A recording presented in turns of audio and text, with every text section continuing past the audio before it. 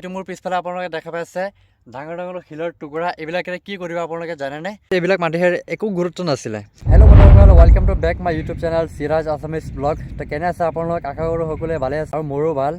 তো আজি আকৌ আহিছোঁ নদীৰ পাৰলৈ ব্লগ বনাবলৈ। আমাৰ যোনখন মতাবাৰী নিৰ্মাণ হৈ আছে, কাম বহুতখিনি আগবাঢ়ি গ'ল। ওপৰতে এটা ব্লগ আপোনালোকে দেখুৱাম। তো আপোনালোকে ভিডিঅ'টো লাষ্টলৈকে, আৰু ৰাতি দিনে কাম চলি আছে এইখন মতাবাৰীত।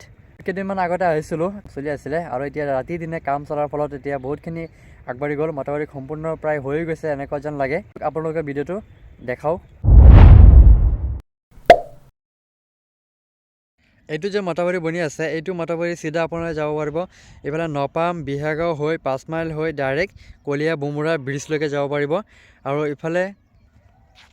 আৰু এইটো ৰাস্তাতে আপোনালোকে যাব পাৰিব চিধা চিঙিতলি ৰাজগড় হৈ ডাইৰেক্ট মানচিৰিলৈকে যাব পাৰিব।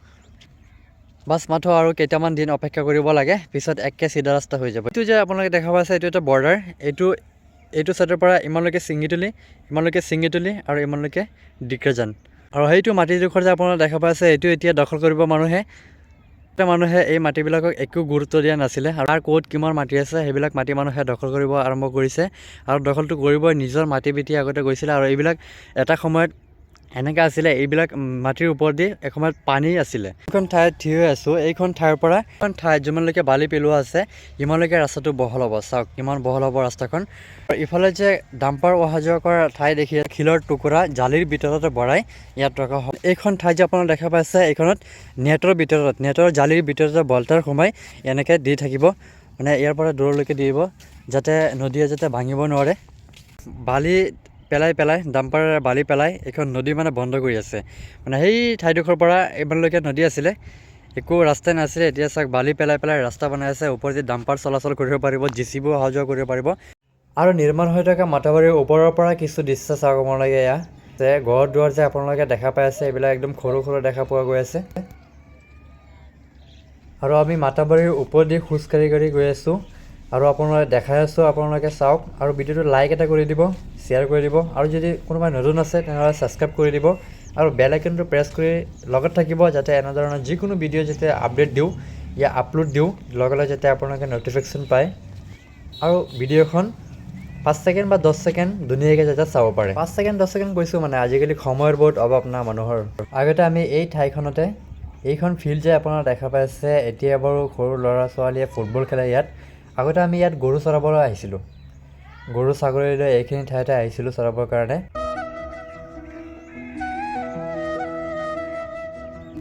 আৰু এতিয়া আমি ৰাতিপুৱাই মৰ্ণিং ৱাক কৰিব আহোঁ এই মতাবাৰীৰ ওপৰত, কাৰণ মতাবাৰীখন চাইও ভাল লাগে, আৰু নদীৰ ওপৰত দি ৰাতিপুৱা মৰ্ণিং ৱাক কৰিলে বেলেগ ধৰণৰ এটা ফিল অনুভৱ কৰিব পাৰি। ধুনীয়া লাগে, সুন্দৰ, মন মাইণ্ড চব ফ্ৰেছ হৈ যায় নদীৰ কিনাৰেদি মৰ্ণিং ৱাক কৰিলে। আৰু মতাবাৰীৰ ওপৰৰ পৰা এয়া চাওক কিছু দৃশ্য, নদী, আৰু লগতে মানুহে দখল কৰা মাটিৰ খেতি, আৰু ইফালে ডাঙৰ ডাঙৰ শিলৰ টুকুৰা, এইবিলাক চাওক, আৰু এটা সুন্দৰ দৃশ্য আপোনালোকে উপভোগ কৰক।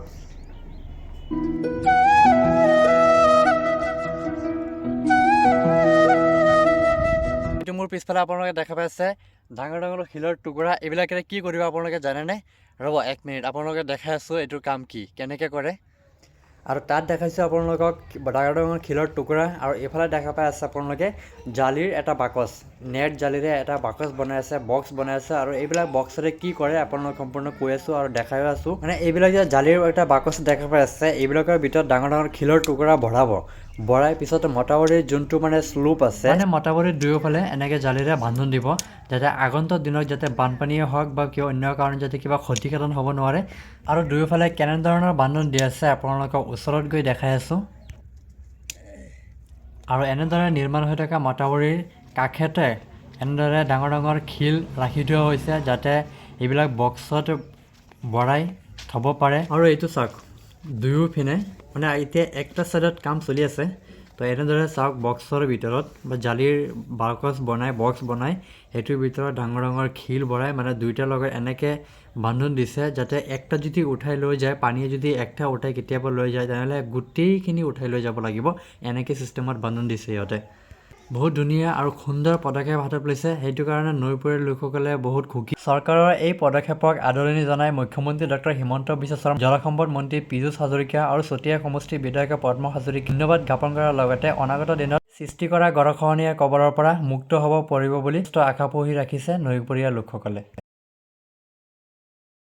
আৰু এয়া চাওক আপোনালোকে, মাটি দখল কৰি ৰাখিছে মানুহে। আগতে এইবিলাক মাটিৰ একো গুৰুত্ব নাছিলে। যেতিয়া মটাবাৰীৰ কাম চলি আছে, ইয়াৰ 4 লাইনৰ কাম চলি আছে কাষেদি, এইবিলাক মাটি দখল কৰাত মানুহে ব্যস্ত হৈ পৰিছে। কেইবছৰমান আগতে এটা ঠাই আছিলে য'ত ওপৰত পানী আছিলে, মানে একো কামত অহা নাছিলে এইবিলাক মাটি। আৰু আজিকালি চাওক মানুহে এইবিলাক মাটি মানুহে দখল কৰি আছে। আগতে কাৰ ক'ত কিমান মাটি আছিলে চবেই এতিয়া দখল কৰাত ব্যস্ত হৈ পৰিছে। আৰু ভৱিষ্যতত এনেকুৱা এটা সময় আহিব, এইবিলাক মাটিটো বেলু হৈ যাব। নদীৰ কাষত থকা মাটিখিনি এতিয়া মানুহে খেতি কৰিবলৈ আৰম্ভ কৰিলে ন। নিজৰ মাটি বেটি সম্পত্তি এইটো নদীত যা গৈছে আগতে কেইবছৰমান আগতে মানুহসকলৰ। আৰু এতিয়া যেতিয়া সময় পাইছে, এতিয়া মাটিডোখৰ